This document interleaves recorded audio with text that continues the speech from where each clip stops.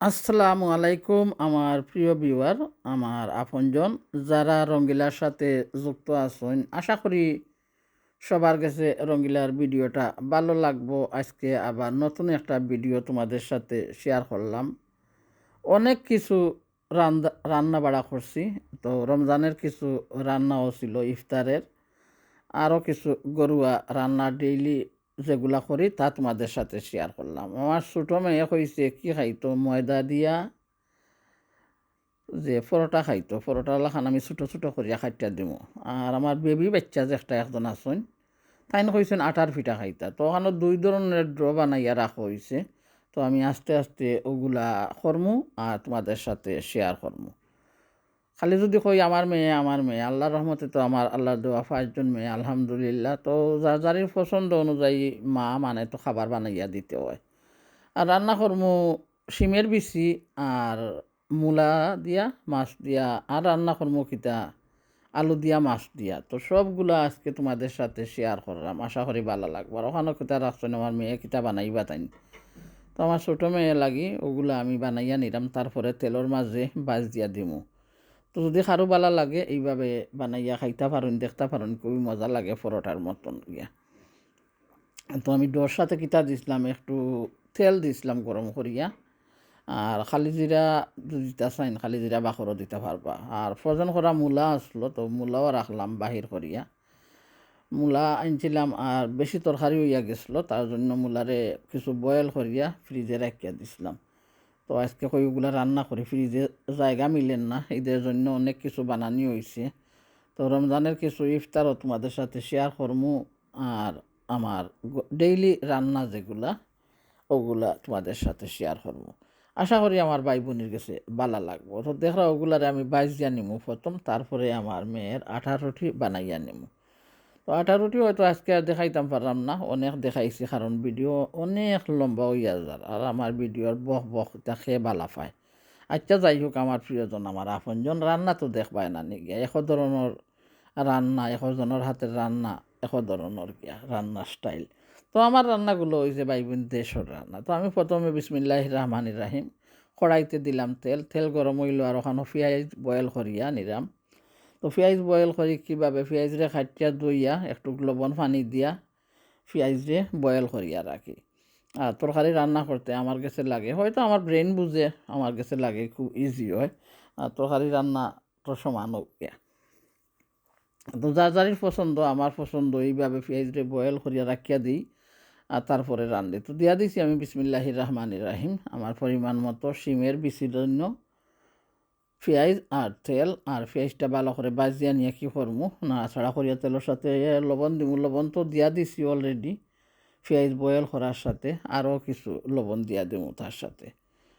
তো কইবা কেমন লাগছে তোমার কাছে ভিডিও। আর যারা ধৈর্য ধরিয়া এত লম্বা প্রিমিয়ারও আমার ভাই বোন যারা সাপোর্ট দিন আমারে, আমার অন্তর্তনে অনেক দোয়া আর শুক্রিয়া জানাই যে তারা মূল্যবান সময়টা আমার সাথে এই একটু ভিডিওর মাঝে নষ্ট করা। কারণ এত সুন্দর কন্টেন্ট নাই, এত সুন্দর কথা নাই, এত সুন্দর ভিডিও নাই। আর রান্না তো অলরেডি সবাই জানেন। তো আমার আপনজন যারা আমারে ভালোবাসার সাপোর্ট দিরা, আমি শুক্রিয়া জানাইলাম। ধন্যবাদ কি দিমু, ধনীপাতা তো আর গাছও সবারই আছে। তো এই প্ল্যাটফর্মে আইয়া কত হাজারো মুখ, কত চেনা মুখ, প্রেম তো আসেই একবার নীরবে। তো দেখরা আমি মশলা দিছিলাম বল সারি পাউডার, হলুদ গুঁড়ো, মরিচ গুঁড়ো, আর ওগুলা দিয়া ভালো করে মশলাটা কষিয়ে নিলাম। তারপরে অল্প একটু পানি দিমু, দিয়ে আরবারও মশলাটারে ভালো করে কষিয়ে নিব। তারপরে দিমু কিতা শিমের বিচি। আর শিমের বিচিগুলা তো বুঝলিয়া গেছিলাম লবণ দিতাম, তারপরে এখন লবণ হঠাৎ মনে হয়েছে যে পেঁয়াজ জালো তো লবণ আসলো, তাই মনে হয় লবণ দিছি না। তো লবণ দিয়া দিলাম আমার পরিমাণ মতো, আর মশলাটারে ভালো করে কষিয়ে নিই। তো এইভাবে শিমের বিচি রান্না করে খাইতে পারেন। ফ্রেশ শিমের বিচি অসাধারণ মজাদার হয়েছে। আর তো আই মাছ দিয়ে রান্না করছি। তো মাছগুলো আমি ছোটো ছোটো করিয়া দিই, কারণ আমার মেয়েও মাছ তেমন পছন্দ করে না। আর হঠাৎ পেটে বুক লাগিয়া গেছে, তো ওখানে কিতা করছি 2টা ডিম বাজিয়া নিছি। আর ডিম বইয়া বইয়া খাইমু আর রান্না করমু। খার ভালো লাগে ডিম বাজি, আমার তো ডিম দেখলে পেটে বুক লাগিয়া যায় বুঝছো নি। কারো যেন দেখি ডিম বয়েল করছেন ভিডিওর মাঝে আমি সাথে সাথে বয়েল করি, আর আমি ভিডিওর মাঝে দেখিয়া আমার আর লোভ সামলাইতে পারি না। কারণ ডিম ছোটোবেলা তো নে পছন্দ হয়। এই ডিম খাইতে খাইতে আমি এখনও ডিম খাইতে আছি। ওই জন্য মানুষও আমারে অনেক ডিম দেয়। সাদা সাদা কালা কালা, রং জমেছে সাদা কালা, হইছি আমি মন পাগেলা বসন্তকালে। তুমি বন্ধু কালা পাখি, আমি যেন কি বসন্তকালে তোমায় বলতে পারিনি। তো ডিম যেন সাদা সাদা সাদা লাড্ডু খাইতে খাইতে সকলে আমার ডিম দিয়ে এটাই বুঝছো নি। ওখানে ফান গোয়া রাখছি, ডিম খাইমু আর ফান সুপারি তো লাগবো না কিলা আমার, কারণ ফান সুপারি তো খাইতে হইবে। তো শিমের বিচিগুলা দেখা দিয়া দিলাম। এখন শিমের বিচিগুলা ভালো করে খসিয়ে নিম, চামচ দিয়ে নাড়াচাড়া করিয়া, আর একটু সময় ডাকনা দিয়েও ডাকিয়া রাখবো। শিমর বিচি সিদ্ধ হইব। আমি মাছরে কাটিয়া রাখছিলাম লবণ দিয়ে দইয়া, তারপরে মাছগুলাও দিয়া দিলাম। শিমর বিচি একটু খসিয়ে নিলাম, তারপরে মাছ দিলাম। তো এখন মাছ দেওয়ার পরে দেখলাম কিনা ছোটো ছোটো করিয়া কাটিয়া রাখছি। কেউ করে মাছ খায় না, আমি নিজে খাইতাম পারি না। তো ছোটো ছোটো করে কাটিয়া দিই। আমার মেয়ে এত মাছ আমি এখানে তরকারির মাঝে দিই। সস্তানি ভাই বোন নকল মাছ পরিমাণ মতো না দিলে তরকারিত কোনো গোরান লাগবো নি, সুগন্ধ হইব নি, টেস্টও আইতো না। খালি কইব এক টুকরা মাছ দিই না, এখানে এক টুকরা মাছ দিয়ে কীভাবে আমি তরকারি রানবো? মাছ এতটা শিমর বিচি গ্রান হইব কীভাবে মাছর? যাই হোক, আমার মেয়েও মাছ পছন্দ করে না। এখন আমি মাছটা দেওয়ার পরে একটু খসিয়ে নিলাম, তারপরে দিলাম আমি ফ্রোজেন করা বাখর পাতা। ফ্রেশ বাখর পাতা ছিল না, তো ভিডিওটার মাঝে দেখবাই হইবাইতে ছিল না যদিতে ছিল, কারণ 2-3 দিনের ভিডিও একসাথে জমা করিয়া ছাড়ছি। রমজান মাসের কিছু ইফতার ছিল, বিরিয়ানি বানাইছিলাম, তো ওগুলো ভিডিও রইয়া গেছে। বয়স দেওয়ার কারণে ভিডিও দিতে পারি নাই। মাঝে মধ্যে অসুস্থ হইয়া যাই, বয়স্ক মানুষ তো। দেখলানি কি সুন্দর শিমের বিচি আস্ত আস্ত রাখছি। তো শিমের বিচি রান্না করার সময় কিতা করবা, আস্ত থাকবো বিচি। অল্প সময় শিমের বিচিরে ভালো করে খসিয়ে নিবা, তার সাথে মাছ দিয়া দিলেইবা একটু পরে 10-5 মিনিট পরে মাছ দিয়া দিলেইবা।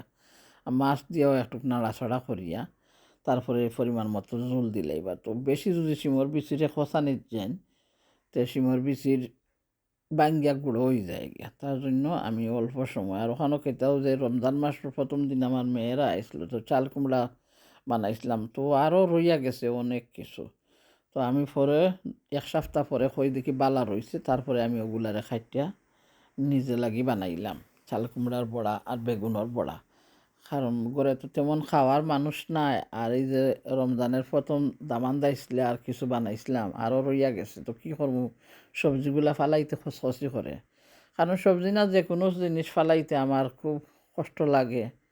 তো এই যে কইলাম, কারণ দেশের মানুষ আমি, আর দেশের মানুষ তো অনেক অভাব অনাটনেও জীবন খাটাইছি। যত প্রবাসী আমার বাবা থাকেন না কেন, তো পরিমাণ মতো টেকা দিছেন। টেকা দিলে আমরা এক ঘর মানুষ 15 জন 20 জন মানুষ, তো 10,000 20,000 টাকা দিছেন, তো আমরা খাইতে অনেক কষ্ট লাগছে।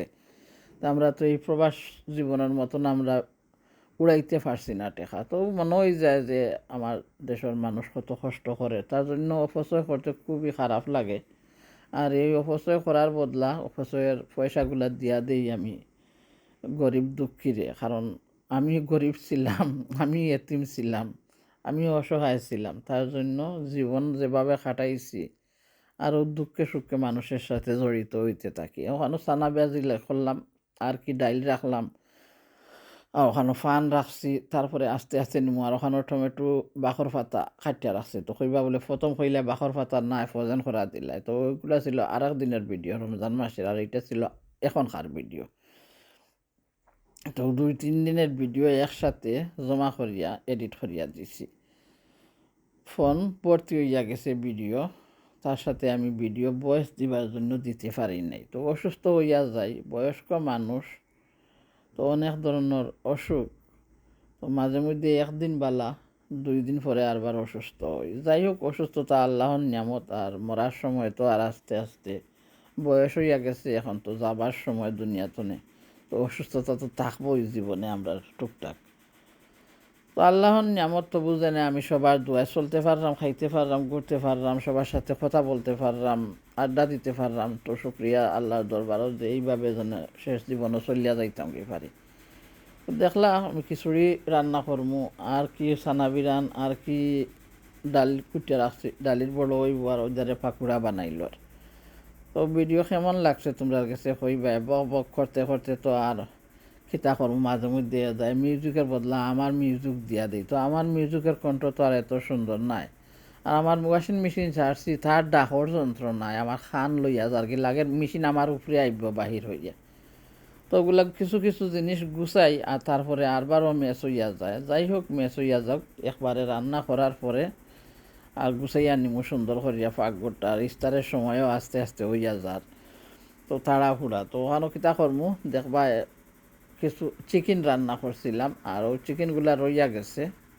আমি আজকে একটা বিরিয়ানি বানাইয়া নিমু চিকেন দিয়া। ওখানো কিতা করছি, মূলা রান্নার লাগি তো মশলা তেল সব কিছু দিলাম, পেঁয়াজ বয়েল করা আছিল ওগুলা দিলাম, দিয়া আর রেসিপি আর এমন সুন্দর করে দেখাইতে পারলাম না, কারণ অনেক ঝামেলা, তার জন্য বিজি হইয়া যাই মাঝে মধ্যে। তো বয়স্ক মানুষের খাম বুঝুন না, ওদারে যাই একটা করি, ওদারে যাই একটা করি। তো আলু আর মাছও লাগি একটা হাঁড়িতে বইলাম তরকারি, আর কিতা করলাম মূলার জন্য রাখলাম একটা হাঁড়িতে মশলা, তরকারি নাই মশলা। তো আস্তে আস্তে আলু দিমু আর সেই হাঁড়িতে মূলা দিমু, মূলা দিয়া এত মজাদার হয়েছিল আজকে তরকারিগুলা রান্না করছিলাম। আজকে না, সেই দিনের তরকারিগুলা আজকে তো তোমাদের সাথে ভিডিওটা শেয়ার করছি। খুবই মজাদার হয়েছিল, সত্যি কইরাম, রান্না করে খাইয়া দেখতে পারেন। পাতলা মশলা দিয়া, পাতলা জুলে তরকারি, পাতলা মশলা নাই, কম মশলা আর কি। মারতেও বেড়াচেরা লাগি যায়। ভাই বোন জীবনের মাঝে ইতা ভিডিও করছি না, আর ইউটিউব কিতা ইতাও জানতাম না। যাই হোক তোমরা সাথে আইয়া অনেক কিছু শিখতে পারছি। শিক্ষা মানুষের জীবনের অনেক কিছু শিক্ষা দেয় মানুষকে। কত খাইলাম ডিম, ডিমের ইটা বুঝছো নি। আর ওই দেখো মূলা দিয়া দিছি এখন, আর মূলারে খসিয়ে আস্তে আস্তে মাছ দিম। পাতলা জুল দিয়া তরকারি একটা স্বাদ লাগে, আর বুনা বুনা তরকারি একটা স্বাদ লাগে। তো আলুও রানু পাতলা জুলে, তো শিমের বিচিও পাতলা জুল, মূলও পাতলা জুল। পাতলা জুল মানে কিসে, গরম করতে করতে তরকারির জুল শুকিয়ে যায়, তার জন্য প্রথমে একটু জুল দিয়া রাখি। তখন আলু খসিয়ে গেলে মাছ দিমু, মূলা খসিয়ে গেলেও মাছ দিমু, আর তার সাথে আমি আস্তে আস্তে পাকুড়া বানাইমু, ডালির বড়া বানাইমু। পাশে তাহুকা দেখতে পারবা, সবাই এনজয় করবা আমার ভিডিও।